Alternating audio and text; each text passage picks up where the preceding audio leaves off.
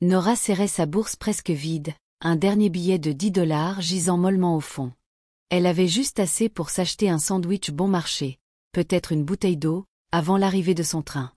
Le soleil brûlait au-dessus de sa tête tandis que les gens se pressaient dans la gare, mais elle se sentait étrangement figée, comme si elle était immobile pendant que le monde s'agitait autour d'elle.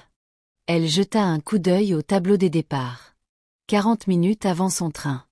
Elle soupira et s'assit sur un banc en métal, posant son sac à côté d'elle. En face, un homme en chemise légèrement froissée scrutait le sol, comme s'il avait perdu quelque chose d'important. Il ne mendiait pas. Il ne bougeait même pas. Mais il y avait quelque chose dans son immobilité, dans la tension de sa mâchoire et la courbure de ses épaules, qui l'attirait. Il semblait perdu, presque vaincu.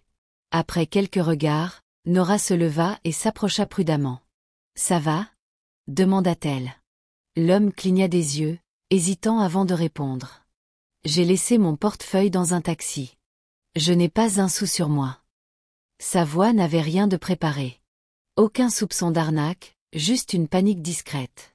La main de Nora plongea instinctivement dans sa bourse. Ses doigts effleurèrent le dernier billet. Elle hésita. C'était tout ce qu'elle avait. Mais quelque chose dans son cœur la poussa à agir. « Tenez, » dit-elle en lui tendant le billet de $10. « On dirait que vous en avez plus besoin que moi. » Il la fixa, stupéfait. « Pourquoi feriez-vous ça pour un inconnu ?» Elle sourit doucement. « Je ne sais pas. Peut-être parce que je sais ce que c'est d'être coincé. » L'homme tendit la main, acceptant l'argent comme une offrande sacrée. Il se leva lentement, la regarda une dernière fois avec des yeux doux et dit « Merci ». Mais avant qu'elle ne puisse demander son nom, il se détourna et marcha vers le café du coin. Nora cligna des yeux, attendant de voir s'il reviendrait. Les minutes passèrent, puis 10, puis 15. Il ne revint pas, et il disparut ainsi. Elle retourna s'asseoir sur le banc, curieusement sans regret pour l'argent, mais intriguée par cet homme qui était parti avec. Les gens autour d'elle parlaient au téléphone, des enfants riaient près des distributeurs automatiques, et les vendeurs criaient les prix des snacks. Mais Nora avait l'impression d'avoir quitté son propre monde. Son estomac grogna, lui rappelant qu'elle était désormais sans le sou. Pourtant, ce n'était pas la faim qui la taraudait, mais le vide de ne pas savoir. Le train arriva enfin, et elle monta à bord. Alors que le moteur démarrait, elle jeta un dernier regard par la fenêtre. L'homme n'était nulle part. Elle ne connaissait même pas son nom. Juste un inconnu aux yeux hantés qui tenait désormais son dernier billet de $10. Le trajet fut long et sans incident, et Nora s'endormit quelque part entre les champs et les tunnels. À son arrivée, elle était prête à oublier l'incident et à trouver comment tenir jusqu'à son prochain salaire. Mais en quittant la gare, quelqu'un lui tapota l'épaule. Surprise, elle se retourna. Un employé en uniforme lui tendit une enveloppe blanche. « Quelqu'un l'a laissée pour vous », dit-il avant de s'éloigner. Nora fixa l'enveloppe. Aucun nom, juste une courte note écrite d'une écriture soignée, « Merci ». À l'intérieur, elle trouva un petit morceau de papier plié et un billet de $100. Ses yeux s'écarquillèrent. Son cœur s'emballa. Était-ce de lui? L'avait-il retrouvé? Comment savait-il où elle serait? Elle regarda autour d'elle, mais la gare était pleine de visages inconnus. La note ne donnait aucun indice, seulement une phrase. « Vous avez changé plus que ma journée. » Confuse et essoufflée, elle serra l'enveloppe contre sa poitrine, ne sachant si elle devait se sentir reconnaissante, effrayée, ou les deux. Tenant toujours l'enveloppe, Nora se rendit au dîner à proximité où elle travaillait parfois à temps partiel. Elle n'avait pas prévu de travailler ce jour-là, mais la faim l'exigeait.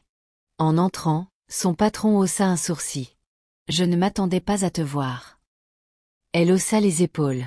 « Je viens voir si vous avez besoin d'aide. » À sa surprise, il sourit. « En fait, quelqu'un a appelé plus tôt pour toi. Ils ont dit qu'ils offraient un emploi. Que tu avais été gentil avec eux. » Nora cligna des yeux, stupéfaite. « Quoi? Qui ?» Son patron lui tendit un bout de papier avec un numéro de téléphone et une heure. « Ils ont dit, si tu te présentes à cette adresse demain matin, quelque chose t'attend. » Ça semblait sérieux. Nora fixa le papier, le cœur battant. Quelque chose se passait. Et tout avait commencé avec son dernier billet de 10 $. Le lendemain matin, la curiosité l'emporta sur l'hésitation. Nora arriva à l'adresse indiquée, un grand bâtiment vitré sans panneau ni logo clair. Ce n'était pas un endroit où elle serait entrée habituellement. Pourtant, elle prit une profonde inspiration et entra. L'atmosphère à l'intérieur était raffinée, mais pas froide. Une réceptionniste leva les yeux et sourit. « Mademoiselle Nora ?» demanda-t-elle. Nora hocha lentement la tête. « Il vous attend à l'étage. Prenez l'ascenseur jusqu'au dernier étage. » Toujours sans voix, Nora obéit. La montée fut silencieuse, sauf pour les battements de son cœur. Quand les portes de l'ascenseur s'ouvrirent, elle entra dans un bureau minimaliste avec des fenêtres du sol au plafond. Un homme se tenait dos à elle, regardant la ville. Lentement, il se retourna. C'était lui, l'homme de la gare, maintenant vêtu d'un costume impeccable. Il ne ressemblait en rien à la silhouette désemparée de la veille. « Vous êtes venu, » dit-il en souriant. « Parlons. » Nora s'assit face à lui à une longue table, ne sachant que dire. L'homme lui versa un verre d'eau, ses mains désormais calmes et assurées. « Je m'appelle Damon, » dit-il. « Hier, je testais quelque chose. Pas seulement mon équipe, mais le monde. » Nora fronça les sourcils. « Un test. » Il se pencha vers elle. « J'ai eu une matinée difficile, une dispute avec un collègue, et j'ai laissé mon chauffeur derrière moi. Je voulais voir si le monde avait encore des gens bien. J'étais frustrée, seule, et puis vous êtes arrivé. » Nora cligna des yeux, ne sachant si elle devait se sentir flattée ou manipulée. « Donc, vous avez fait semblant d'être pauvre. »« Pas exactement, » répondit Damon. « Mais votre gentillesse n'était pas feinte. Vous ne saviez pas qui j'étais, et pourtant vous m'avez aidé. Ça a compté pour moi. » Il tendit la main vers un dossier sur la table. « C'est pourquoi j'aimerais vous offrir un emploi. Quelque chose de mieux que de servir des tables. » Nora fixa le dossier. « Quel genre d'emploi ?» demanda-t-elle. Damon prit son temps. « Assistante personnelle. C'est exigeant, mais bien payé, et j'ai confiance en vous comme en peu d'autres. » Elle avait l'impression de devoir rattraper son retard.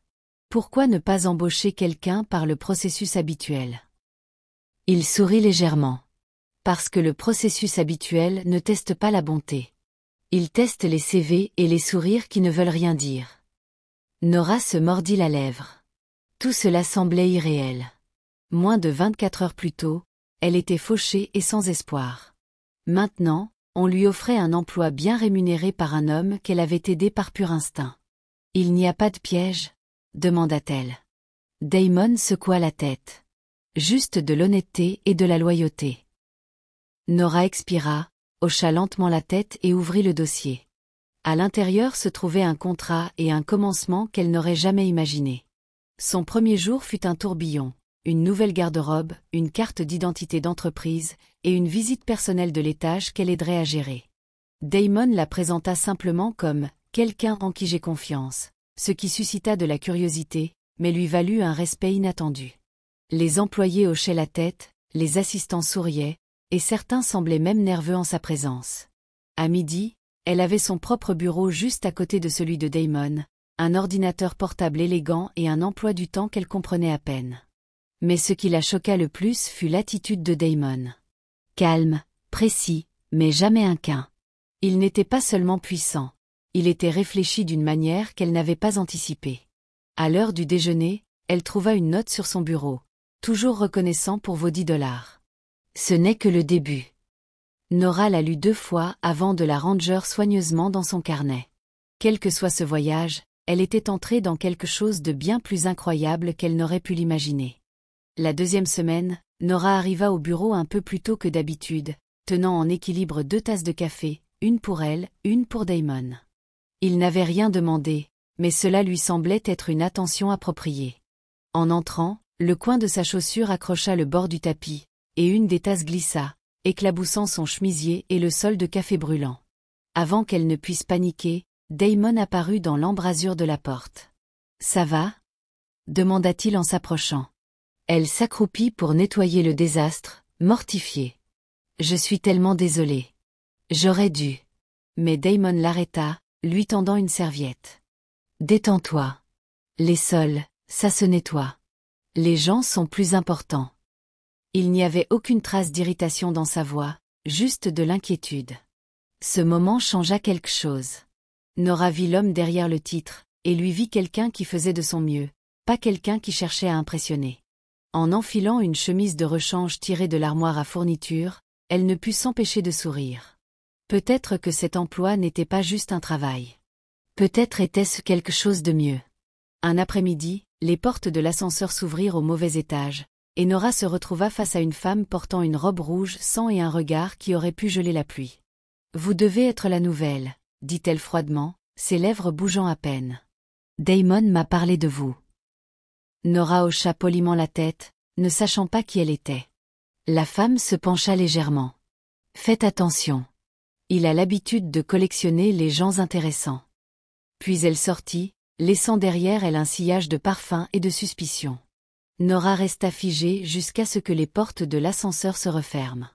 Plus tard, Damon confirma que la femme s'appelait Céleste, quelqu'un avec qui il avait autrefois travaillé de près. « Elle n'est pas dangereuse, dit-il.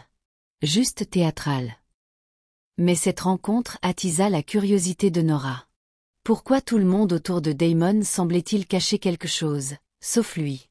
Ce soir-là, Damon surprit Nora en lui demandant si elle voulait se joindre à lui pour dîner. « Ce n'est pas pour le travail, » précisa-t-il. « Juste un merci. » Nora hésita. « Vous ne me devez rien. » Mais il sourit. « Vous avez tort sur ce point. » Ils dînèrent dans un restaurant sur un toit surplombant la ville.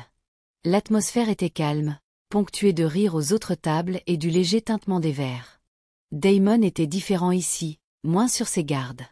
Il lui posa des questions sur ses rêves, sa famille, son enfance. Elle se surprit à rire, partageant des choses qu'elle n'avait racontées à personne depuis des années. En quittant le restaurant, il l'accompagna jusqu'à un taxi, s'arrêtant avant qu'elle ne monte. Ce jour-là, à la gare, dit-il doucement, j'étais sur le point de perdre foi en l'humanité. Vous avez changé ça. Elle ne sut que répondre, alors elle sourit. Mais tandis que le taxi s'éloignait, son cœur s'emballa. Pourquoi avait-elle soudain l'impression que quelque chose commençait? Le lendemain matin, des murmures circulaient dans le bureau. Ils ont dîné ensemble, marmonna quelqu'un près de l'imprimante. Elle est spéciale pour lui, chuchota un autre près de la salle de pause. Nora essaya d'ignorer les regards qui la suivaient partout. Damon le remarqua. « Veux-tu que je dise quelque chose ?» demanda-t-il gentiment. Nora secoua la tête. « Non, laissez-les parler. Je ne suis pas là pour leur approbation. » Mais une partie d'elle se sentait mal à l'aise, surtout quand Céleste passa avec un sourire entendu. Ce jour-là, Damon convoqua une courte réunion et présenta Nora officiellement comme son assistante et confidente. « Elle a toute ma confiance, » déclara-t-il simplement. La salle se tut. Nora se tint droite à ses côtés, le cœur battant, mais le menton haut. Elle n'était plus seulement la fille de la gare. Tard un soir, Nora resta pour finir de trier l'emploi du temps de Damon. En rangeant ses affaires, elle réalisa que son carnet, celui où elle notait ses pensées personnelles et ses croquis, avait disparu. Elle fouilla le bureau frénétiquement. Il n'était ni dans son tiroir, ni sur son bureau, ni même dans la poubelle. Le lendemain matin, il réapparut mystérieusement sur sa chaise. Rien ne semblait manquer, mais une page était pliée, une page qu'elle n'avait pas pliée elle-même. Elle l'ouvrit. C'était un simple dessin de deux personnes sur un banc. Elle et Damon. Quelqu'un l'avait vue. Elle se sentit exposée. Mais au bas de la page, une note dans une écriture inconnue disait « L'art ne ment pas. La gentillesse non plus. » Sa peau se hérissa. Qui l'avait vue? Et pourquoi avait-elle l'impression que quelqu'un d'autre l'observait désormais? Un après-midi, en attendant dehors avec le chauffeur, Nora entama une conversation. Le chauffeur, un homme plus âgé nommé Grant, travaillait pour Damon depuis des années. Il était gentil mais prudent. « Vous semblez être une bonne personne, » dit-il doucement. « Souvenez-vous juste, la richesse attire des ombres. Certains dans ce cercle n'aiment pas le changement. Ils n'aiment pas les nouveaux visages. » Nora fronça les sourcils. « Vous pensez que je ne devrais pas être ici? » « Non, » répondit-il. « Je pense que vous devriez être prudente tant que vous y êtes. Il lui adressa un sourire triste avant de lui ouvrir la portière. Le trajet jusqu'à chez elle fut silencieux, mais son esprit était en ébullition. Pour qui travaillait-elle vraiment? Et dans quel monde avait-elle mis les pieds? À la fin de la semaine, Damon lui tendit une petite enveloppe. « C'est à vous maintenant, » dit-il. À l'intérieur, une clé en argent pour la suite Penthouse. Je veux que vous soyez proche en cas d'appel tardif ou d'urgence. Nora ne savait que dire. N'est-ce pas trop? Mais Damon répondit simplement, vous l'avez mérité. Lorsqu'elle ouvrit la suite plus tard, sa mâchoire se décrocha. L'espace était élégant et chaleureux, rien de stérile ou de froid. Sur le comptoir de la cuisine, une petite boîte. À l'intérieur, une note, tout le monde mérite du confort, surtout ceux qui donnent sans attendre.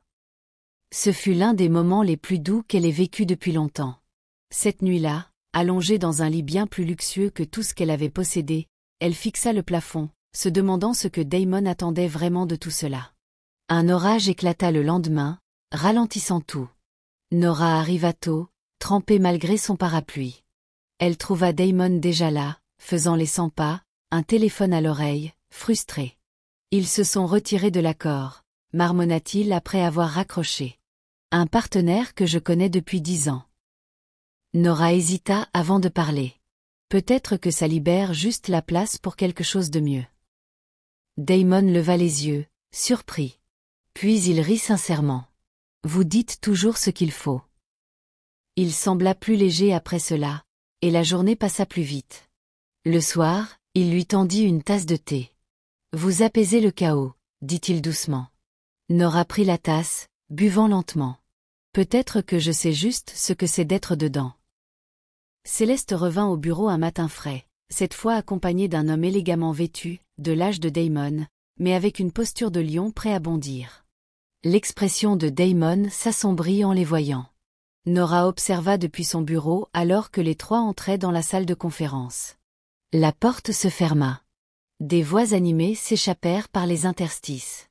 Lorsqu'ils sortirent, le compagnon de Céleste fixa Nora un instant de trop, puis partit sans un mot. « Tout va bien ?»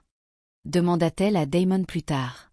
Il hocha la tête, mais quelque chose dans son visage s'était fermé. « De vieux problèmes qui essaient de redevenir nouveaux, » dit-il cryptiquement. « Ne vous inquiétez pas, je ne perds pas facilement. » Cette nuit-là, le téléphone de Nora sonna. Le nom de Damon s'afficha à l'écran. « Je sais qu'il est tard, » dit-il, la voix basse. « J'avais juste besoin d'entendre une voix calme. » Elle ne demanda pas pourquoi. Ils parlèrent pendant plus d'1 heure de tout et de rien. Le chien de son enfance, son livre préféré, le bruit de la pluie sur la vitre. À la fin de l'appel, le silence entre eux était plein, pas vide. Avant de raccrocher, il dit doucement. Vous êtes la première personne que j'ai laissé s'approcher autant depuis des années. Nora sourit dans l'obscurité. Je ne vais nulle part. Et elle le pensait. Quoi que ce soit, amitié, connexion, ou quelque chose de plus, c'était réel. Le lendemain matin, un dossier non marqué était sur le bureau de Nora. À l'intérieur, des contrats anciens, des mémos, et des photos, beaucoup impliquant Céleste et l'homme élégamment vêtu. Nora l'apporta immédiatement à Damon. Il jeta un coup d'œil et se figea. « Où avez-vous trouvé ça ?» Elle secoua la tête. « Je ne sais pas. C'était juste là. » Damon rangea le dossier sous clé, la tension marquant son visage. « Quelqu'un veut vous impliquer dans quelque chose que vous ne devriez pas. Alors dites-moi ce qui se passe, » dit-elle doucement. Il la fixa longtemps. Puis, finalement, il dit « Pas encore. Mais bientôt, je le promets. » Un après-midi tranquille, alors qu'elle organisait de vieux dossiers, Nora remarqua un courant d'air derrière une des bibliothèques du bureau privé de Damon. Curieuse, elle tira doucement sur le panneau en bois. À sa surprise, il bougea légèrement, révélant un étroit interstice. Son cœur battit plus fort. Elle poussa davantage, et une petite pièce cachée s'ouvrit. Ce n'était pas grand, à peine la taille d'un placard, mais à l'intérieur se trouvaient des boîtes remplies de vieilles photos, lettres et registres. Elle saisit une photo. Damon y était, beaucoup plus jeune, souriant à côté d'un homme qui ressemblait à l'inconnu élégant. Elle la retourna. Au dos, il était écrit Frère autrefois. Ennemi maintenant. Cette découverte lui donna des frissons. Pourquoi cette pièce était-elle cachée? Pourquoi garder ses souvenirs enfermés? Elle remit tout en place avec soin et referma l'étagère, incertaine de confronter Damon ou d'attendre. Plus tard ce soir-là, elle observa Damon à son bureau, un verre de vin à la main, regardant par la fenêtre. Elle ouvrit la bouche pour parler, mais s'arrêta. Quelque chose lui disait que le passé qu'il cachait n'était pas seulement douloureux, mais dangereux, et que ce qui avait été brisé entre ses frères n'avait jamais vraiment guéri. Le lendemain, un coursier livra une petite enveloppe adressée à Damon, mais portant le nom de Nora. Elle la lui tendit, perplexe. Damon l'ouvrit avec précaution. À l'intérieur, une feuille de papier brûlée sur les bords. Le message, s'il y en avait un, était presque entièrement réduit en cendres. Le centre était complètement calciné. Damon pâlit, pliant soigneusement la feuille et la glissant dans sa veste. « C'est un avertissement, dit-il doucement. Quelqu'un me rappelle qu'ils savent encore comment m'atteindre. » Nora était confuse. Pourquoi m'impliquer? Il la regarda, les yeux stables mais tristes. Parce que vous comptez, et ils le savent. À partir de ce moment, une ombre discrète plana sur tout. Damon devint plus alerte, plus protecteur. Il doubla la sécurité de Nora et insista pour qu'elle ne voyage plus seule. Quelque chose avait changé, quelque chose de sérieux. Et même s'il n'expliquait pas, Nora ressentait le poids de cette menace peser sur eux deux. En rangeant les tiroirs du bureau de Damon pour un projet de réorganisation surprise, Nora tomba sur une petite boîte en velours. Élégante, visiblement coûteuse. Elle l'ouvrit lentement, révélant une bague en diamant étincelante. Son souffle se coupa. Était-il sur le point de faire une demande à quelqu'un? Elle savait que ce n'était pas pour elle, bien sûr, mais la pensée lui serra le cœur. Elle referma la boîte et la mit de côté, essayant de se concentrer, mais c'était impossible à ignorer. Toute la journée, cela la tarauda. Damon remarqua son silence et demanda si quelque chose n'allait pas. « Juste beaucoup de choses en tête », répondit-elle avec un sourire forcé. Ce soir-là, alors qu'il l'accompagnait à sa voiture, il s'arrêta. « Vous avez trouvé la bague, n'est-ce pas ?» Elle cligna des yeux. « Je ne fouillais pas. Mais il leva la main. « C'est bon. Ce n'était pas pour quelqu'un d'autre. C'était pour quelqu'un que j'aimais il y a des années. Je n'ai jamais eu le courage de la donner. » Il la regarda, l'air chargé entre eux. « Mais je l'ai gardée, au cas où le courage reviendrait. » Cela arriva sans prévenir. Nora traversait la rue près du bureau quand une voiture déboula au coin, pneus crissants. Elle sauta en arrière par instinct, mais pas assez vite. Le rétroviseur la heurta, l'envoyant s'étaler au sol. La douleur fusa dans son bras et sa hanche. Des gens accoururent. Les sirènes hurlèrent. Damon arriva avant l'ambulance, le visage blême de peur. Il s'agenouilla à ses côtés, lui serrant la main. « Je suis là, Nora. Je ne vous laisse pas. » À l'hôpital, les médecins confirmèrent une fracture mineure. Rien de trop grave, mais Damon ne lâcha pas sa main une seule fois. Cette nuit-là, assis près de son lit d'hôpital, Nora vit quelque chose qu'elle n'avait pas vu avant, une vulnérabilité pure. « Il voulait vous faire peur, » murmura-t-il. « Il cible la seule personne que je ne peux pas perdre. » Sa gorge se serra. « Je ne pars pas, Damon. Peu importe ce qu'ils essaient. » Quelques jours plus tard, pendant que Nora se remettait chez elle, Damon vint lui rendre visite. Il apporta de la soupe, des magazines, et une énergie nerveuse qu'elle ne lui avait jamais vue. Après des heures de bavardage, il expira brusquement. « Je vous dois la vérité, » dit-il, s'asseyant à côté d'elle. « Mon frère et moi avons tout construit ensemble. Puis il m'a trahi, a essayé de tout prendre. Il est parti, mais pas sans se faire des ennemis. Et maintenant, il pense que je leur dois quelque chose. Et par extension, vous êtes dans la ligne de mire. » Nora écouta, stupéfaite mais stable. « Pourquoi ne m'avez-vous pas tout dit avant ?» demanda-t-elle doucement. « Parce que je ne voulais pas que vous partiez, » admit-il. « Et parce que je n'ai jamais fait confiance à quelqu'un comme je vous fais confiance. » Elle tendit la main, serrant la sienne. « Alors laissez-moi aider. Ne me tenez pas à l'écart.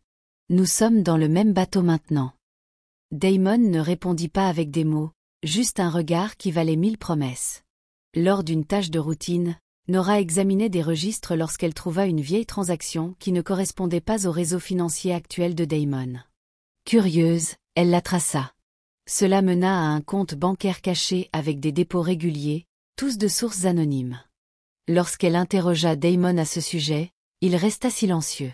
« J'ai ouvert ce compte pendant le pire de la rupture avec mon frère », admit-il. Au cas où tout s'effondrerait. Une assurance, disons. Mais j'ai arrêté de l'utiliser il y a des années. Nora fronça les sourcils. Alors pourquoi y a-t-il encore des dépôts? Les yeux de Damon se plissèrent. Parce que quelqu'un veut me rappeler qu'il me surveille. Ensemble, ils contactèrent la banque et commencèrent à retracer les sources. Ce qu'ils trouvèrent n'était pas seulement surprenant, mais terrifiant. L'argent provenait de sociétés écrans liées aux nouveaux partenaires de Céleste. Quelqu'un les encerclait de plus près que jamais. Voulant se vider la tête, Nora visita son ancien quartier.